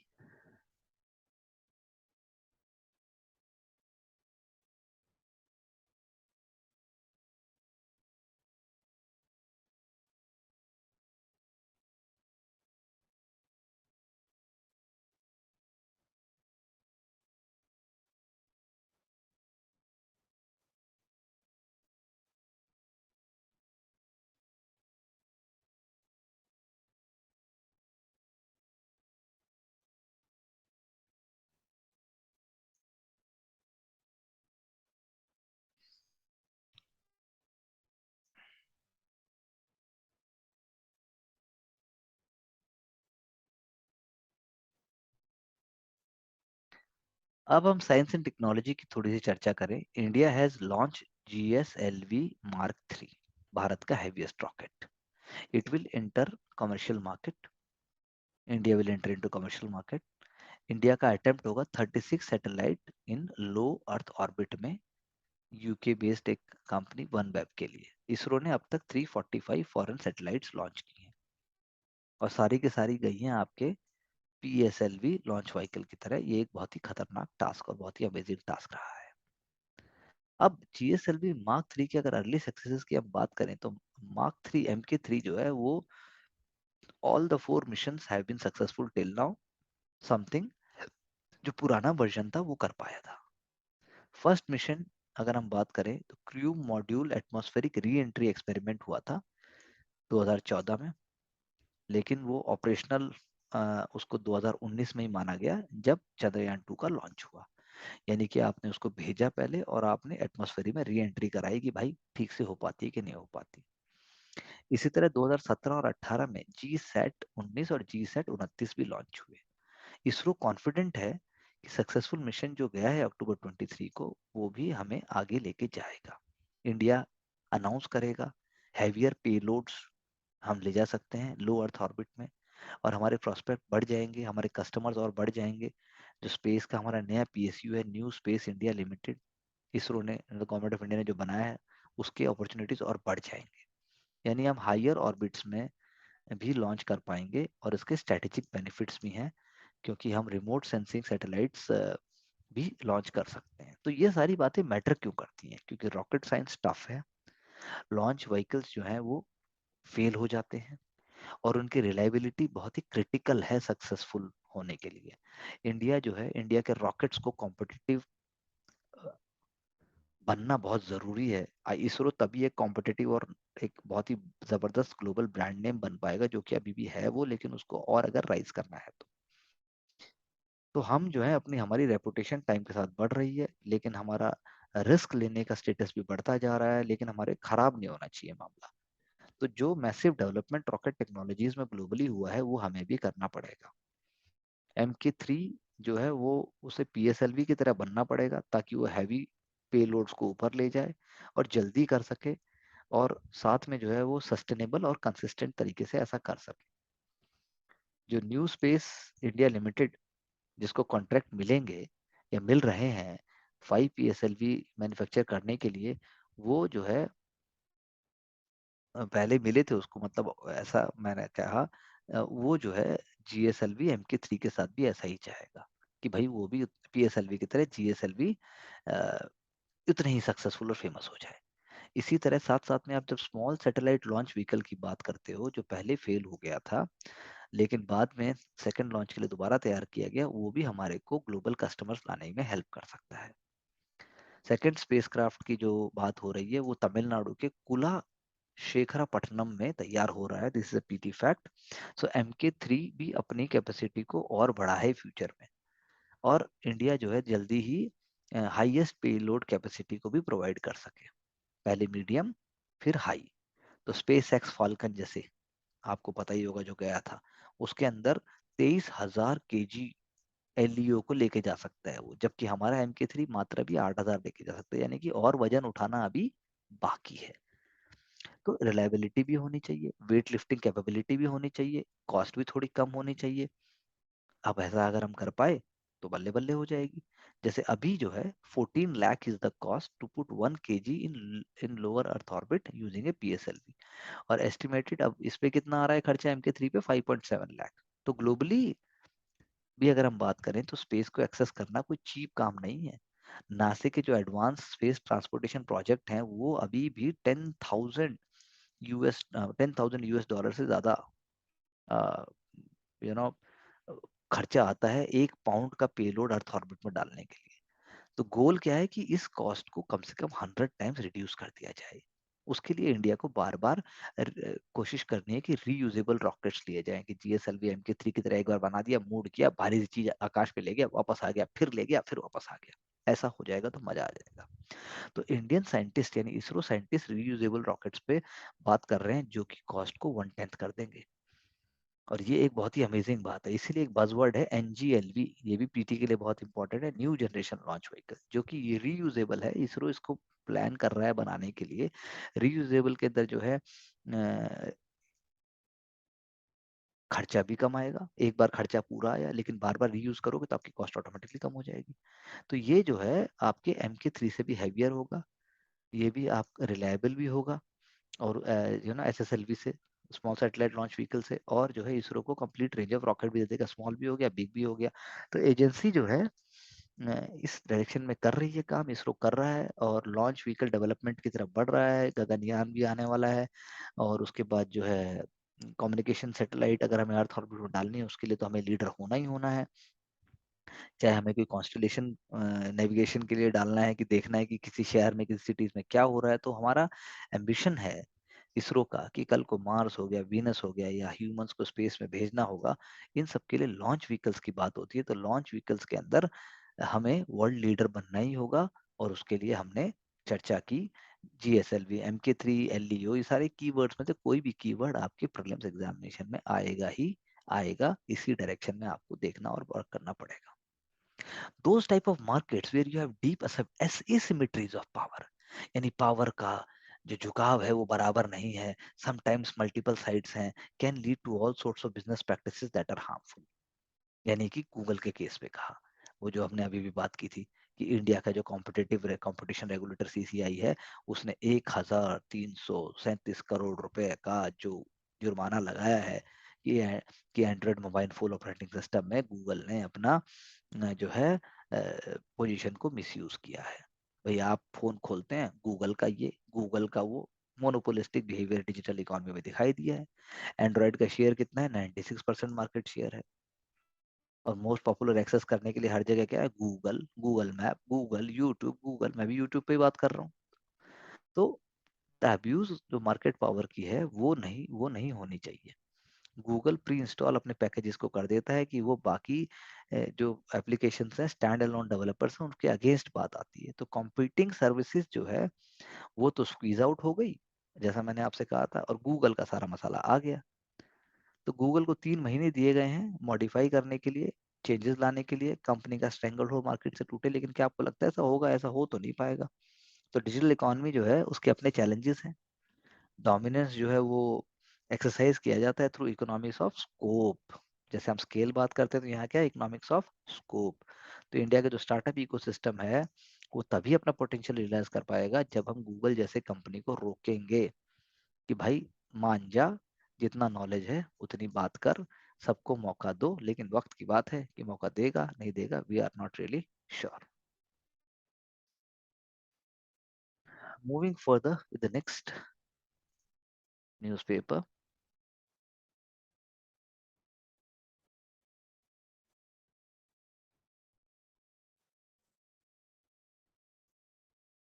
इस पे भी यदि हम बात करें, हम पहले भी चर्चा कर चुके हैं, लेकिन मैं आपसे फिर भी बात कर लेता हूँ कि भाई ग्लोबल अटेंशन कई चीजों को चाहिए। फूड इनसिक्योरिटी बहुत इंपॉर्टेंट है, वैक्सीन है, माइग्रेंट है, फाइनेंस है, फूड है, हंगर है। लेकिन जो ट्रांस बाउंड्री इश्यूज में फूड आ ही जाता है, तो गवर्नमेंट जब रिस्ट्रिक्शन करती है, इम्पोर्ट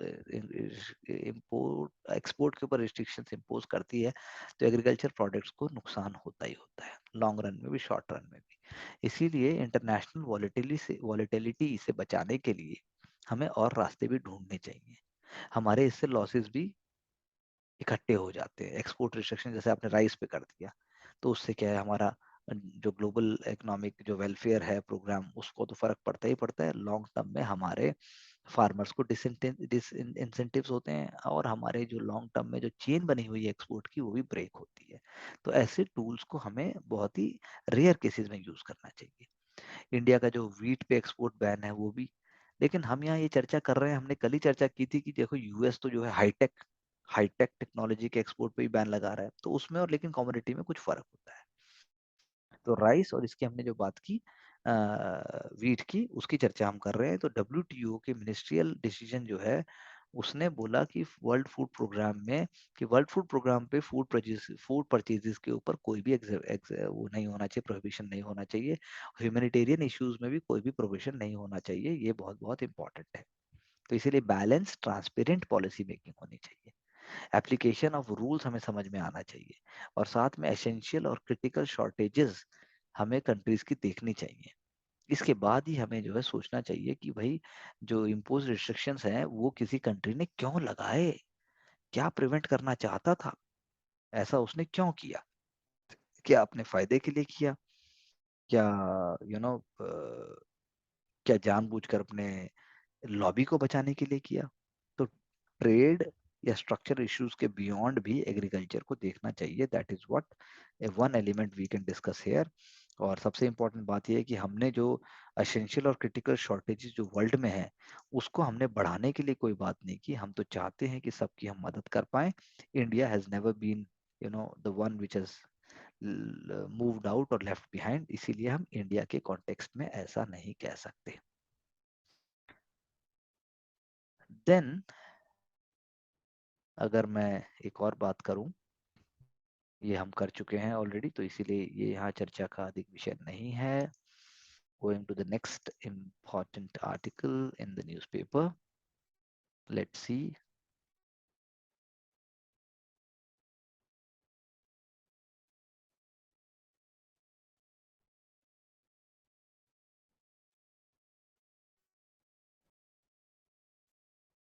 एक और आर्टिकल जो आज आया है इंडिया की फ्री ट्रेड एग्रीमेंट पे, वो हम चर्चा जरूर करेंगे। अब आइए, ये भी बहुत इंपॉर्टेंट एलिमेंट है आपके जनरल स्टडीज पेपर 3 का भी, कि जो ट्रेड पैक्स हैं इंडिया के फ्री ट्रेड एग्रीमेंट्स हैं, वो इकोनॉमिक गोल्स को परस्यू तो करते हैं, लेकिन उससे क्या सोशियो या जियो स्ट्रेटेजिक ऑब्जेक्टिव हमारे मिल पाते हैं? ये हमें सोचने वाली बात है। जैसे इंडिया यूके एफटीए, बहुत जोर शोर से ड्रम बज रहे थे, लेकिन अभी तक कुछ नहीं हुआ। अब सोचने वाली बात यह है कि यूरोपियन यूनियन, कनाडा, इनके साथ भी हमारी बात हो रही है। हमें मार्केट मिलेंगे, हमें गुड्स एंड सर्विसेज मिलेंगे, लेकिन क्या वाकई हमें उतना बेनिफिट हो पाता है?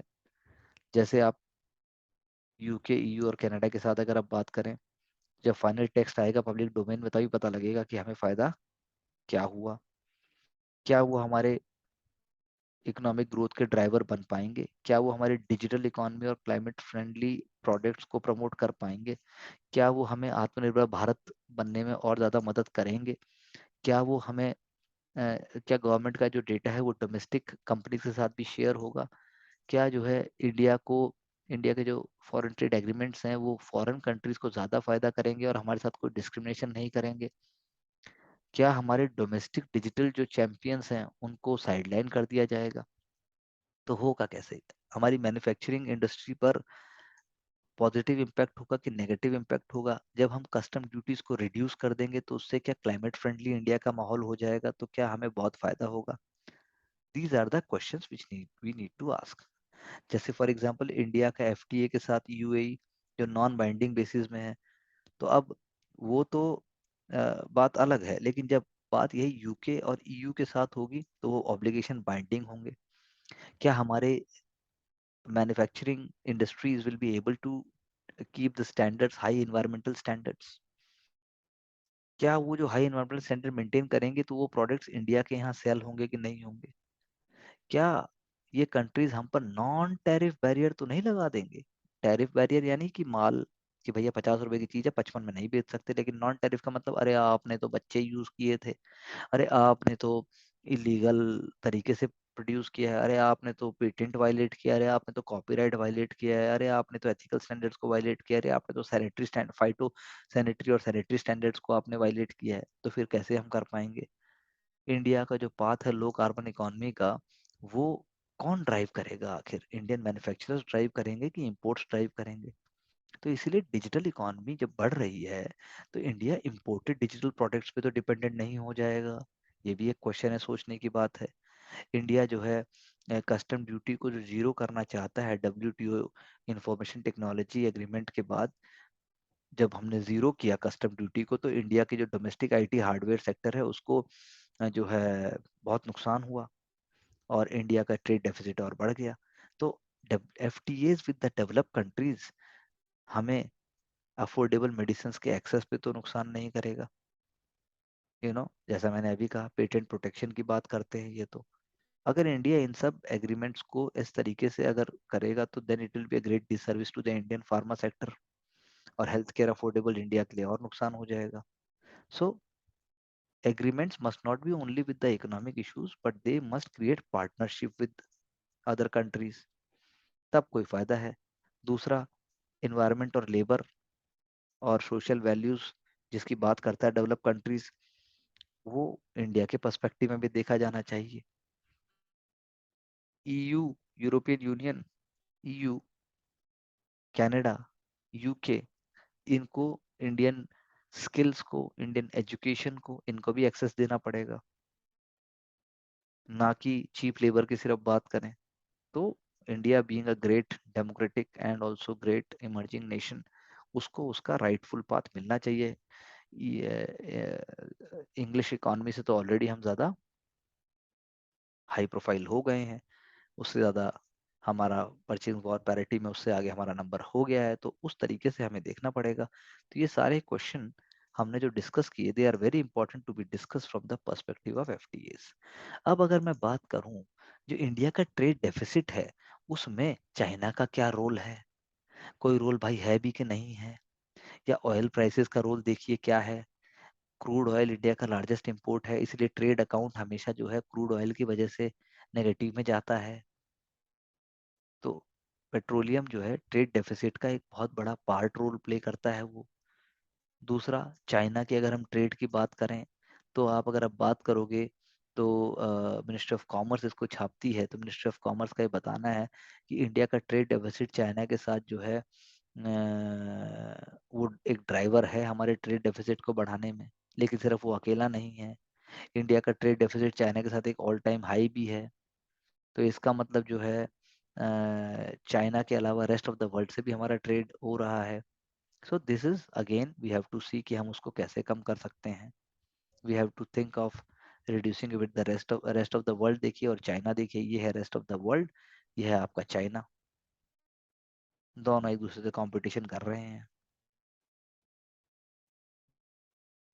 That is very very important for us to understand.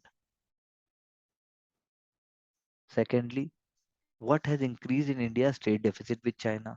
तो उसमें एक एक्सपोर्ट होता है, एक इंपोर्ट होता है। इंडिया का ओवरऑल जो ट्रेड डेफिसिट है, इंपोर्ट्स बढ़ गए हैं और एक्सपोर्ट बढ़ा, लेकिन उतना नहीं बढ़ा। स्पेशली मर्केंटाइज एक्सपोर्ट्स की अगर हम बात करें, इंडिया ट्रेड पैटर्न जब चाइना के साथ हम बात करते हैं, तो चाइनीज इंपोर्ट भी बढ़ गए हैं और इंडिया का चाइना में एक्सपोर्ट भी घट गया है। तो इंडिया का ट्रेड बैलेंस और बिगड़ गया चाइना के साथ। आप देखिए India China trade, India imports from China है ये, और इंडिया एक्सपोर्ट्स टू चाइना देखिए आप। तो हम तो बोल रहे थे भाई हम ना कुछ लेंगे, ये तो गजब हो गया।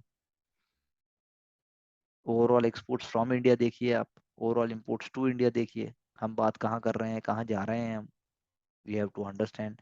लेकिन अगर हम बात करें भाई, आखिर चाइना से हम मंगा क्या रहे हैं? दिवाली लाइट नहीं मंगा रहे हैं भाई, सिर्फ हाउस होल्ड कंज्यूमर गुड्स ही नहीं मंगा रहे हैं, कैपिटल गुड्स भी मंगा रहे हैं, हाई टेक्नोलॉजी प्रोडक्ट्स भी मंगा रहे हैं। सो टॉप 5 कमोडिटीज अगर आप बात करोगे, हार्मोनाइज सिस्टम जो एक है, मतलब कि एक सिस्टम जिसके अकॉर्डिंगली आप देखते हैं कि इंडिया इंपोर्ट क्या कर रहा है चाइना से।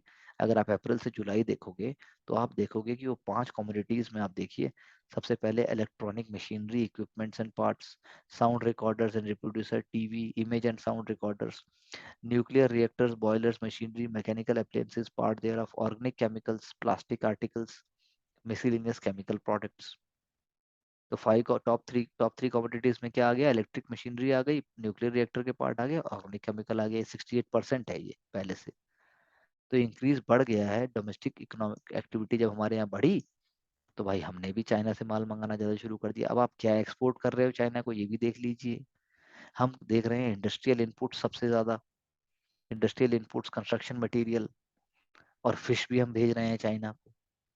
तो टॉप 7 कमोडिटीज जो है, वो अगर आप देखोगे अप्रैल से जुलाई जो ये बात हो रही है, तो इंडिया की कमोडिटीज का कुछ इंपॉर्टेंट शेयर तो है, लेकिन वो जो है कैसे है? आप कहिए कि जो ऑर्गेनिक केमिकल्स, ओर्स और स्लैग और ऐश है, वो तो वैल्यू में बहुत ड्रॉप हो गया है। ये देखिए ऑर्गेनिक केमिकल स्लैश, ये कम हो गया है। फिश, क्रस्टेशियन, मोलस्क ये बढ़ गए हैं। और salt, sulphur, earth stones, plastic material, lime and cement, ये आप देखिए थोड़ा सा बड़ा है। और अदर्स में ये है, और ऑर्गेनिक केमिकल्स भी हमारा डाउन हुआ है। Mineral fuels and mineral oils थोड़ा बहुत बड़ा है। तो this is how we have to understand कि भाई सिर्फ बोलने से ही नहीं, हम एक्चुअली में ग्रास रूट लेवल पे क्या करें, जिससे वाकई चाइना के साथ हम अपने उसको कर सकें, हम उसको जो है हैंडल कर सकें। That is very very important, that is very very crucial for us. ये देखिए अभी हमने जो बात की, this is what we have been importing from China from 2019 to 2022 का जो पूरा सिस्टम है, हमने आपके सामने रख दिया है।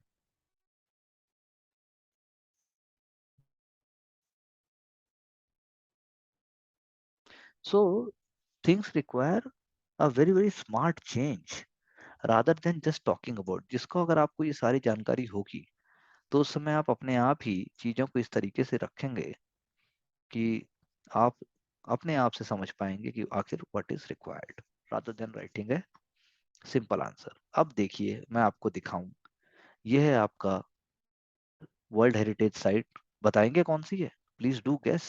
Yes, this is the sun temple, Konark का सन टेम्पल, जिसको 300 साल पहले अबुल फजल ने भी कहा था कि even those whose judgment is critical and those who are difficult to please, they will also feel great at this site.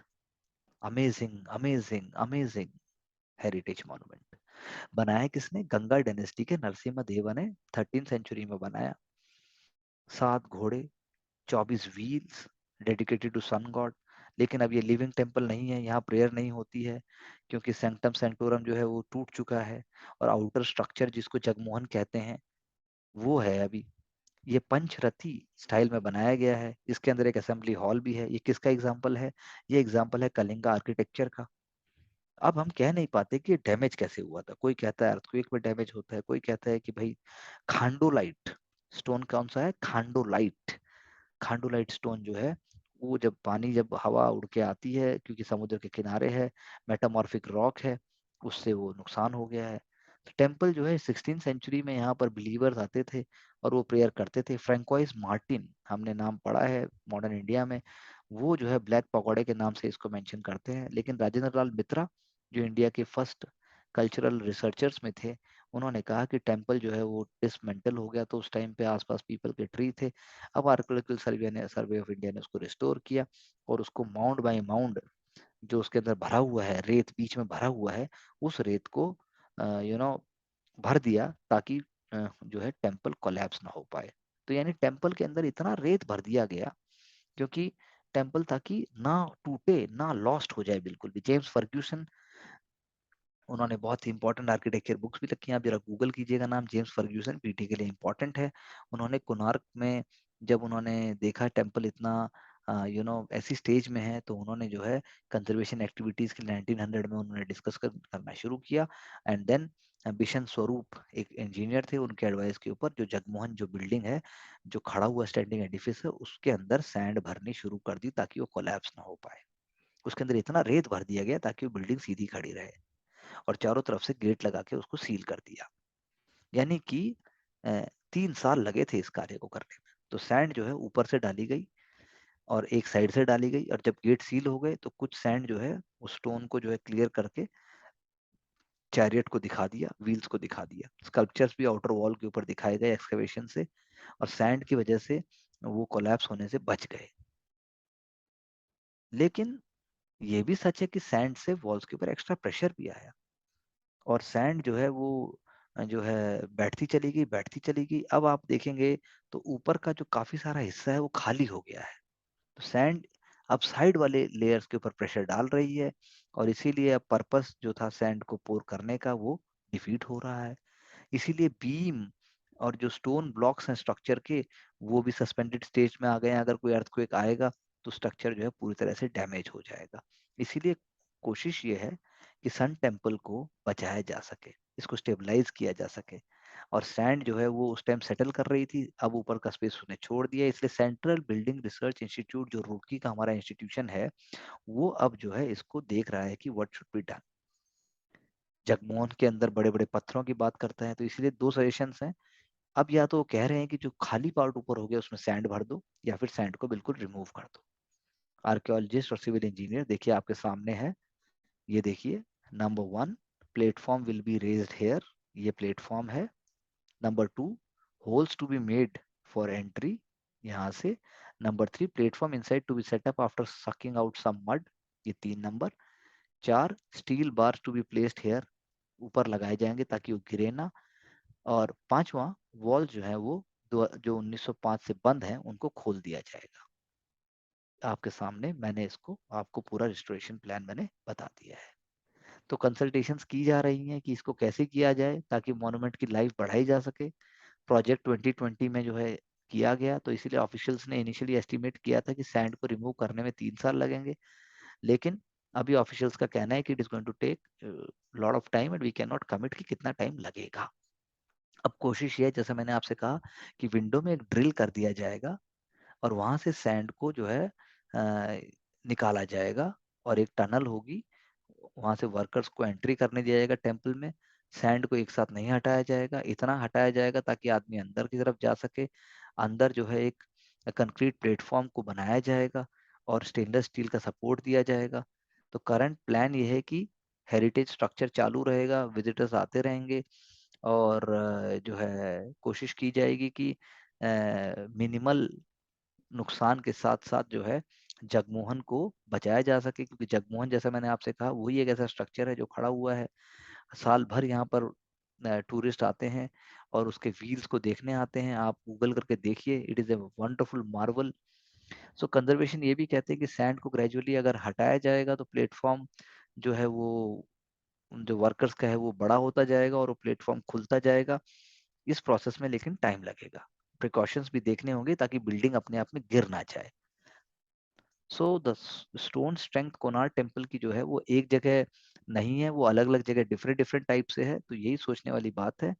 तो India is using international expertise also, but then the point is India is committed to preserve and to you know make sure कि ये temple architecture का एक Marvel हो। तो heritage conservation क्यों important है, मैंने तो यहाँ पर एक केस स्टडी के तौर पे बात की, आपको मैंने फोटोग्राफ भी शो किया कि भाई किस तरीके से ये टेम्पल को सेफ और हेल्प करेगा पूरी तरीके से उसको रेज करने में।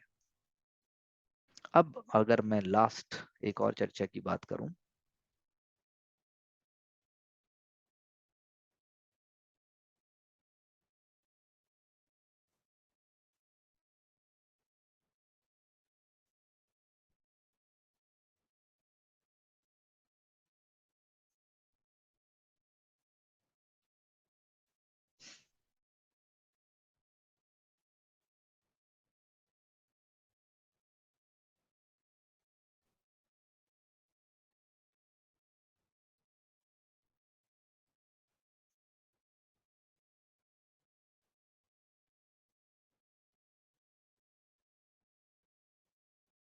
जैसा मैंने अभी बात की थी कि Indian engineering exports to China they have declined by more than 60%।